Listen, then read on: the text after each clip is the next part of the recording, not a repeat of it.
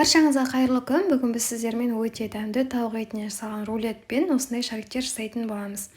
Ол үшін біздер бірінші пиязымызды осылай бөліп аламыз, және де тауық етін дәл солай бөлеміз тоже. Мясорубкадан өткізгенде ыңғайлы болу үшін.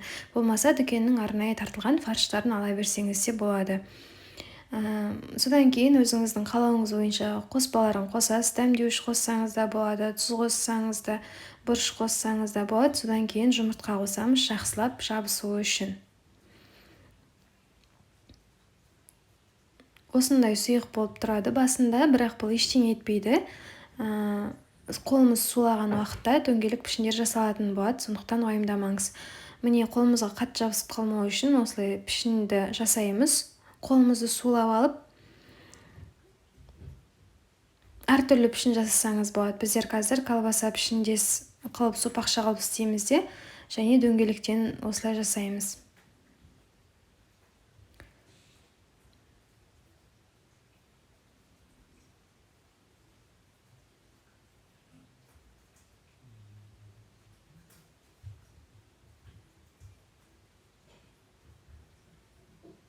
Міне, біздерде барлығы дайын болды. Енді осыны біздер бұны қайнаған суға пісіреміз ең бірінші. Ол дәл осылай салсақ шашылып қалады, болмаса формасы әдемі болмайды. Сол үшін формасы әдемі болып шығу үшін біздер оны осындай салафанға орап аламыз, пищевой пакетке. Мен басында кішкентай бөліктерге бөлдім пищевой пакетті, онымен оны үлкен қылып істеген жақсы, себебі орап түйіншіктей аласыз. Соңғыларын мен үлкен қылып істедім. Себебі қатты қайнаған уақытта шешіліп кетуі мүмкін деп ойладым, онымен шешілген жоқ. Міне, қалғандарын уже үлкен қылып кесіп жатырмын мен. Соңғысын бұдан үлкен қылып кесем, міне. Пакетті үлкен қылып кесіп алдық, және соңғы жағын түйіншіктеп қоямыз.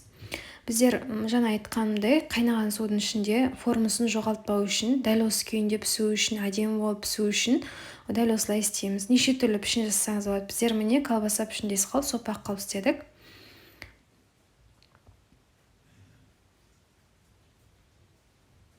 Енді осының барлығын қайнаған суға саламыз. 10 минут, 15 минутта тез-тез піседі бұл. Қақпағын жапсаңыз да, жаппасаңыз да өз еркіңізде. Міне, пісті уже бізде. Осыны салафаннан шешіп аламыз да, енді бұны қуырып аламыз. Кәдімгі бауырсақ қуырған сияқты қуырамыз. Кішкене қызарса жеткілікті, себебі бұл барлығы пісіп тұр. Сіздерге ұнайтынына сенімдімін. Лайк басып, комментарий жазыңыздар. Көп-көп рахмет.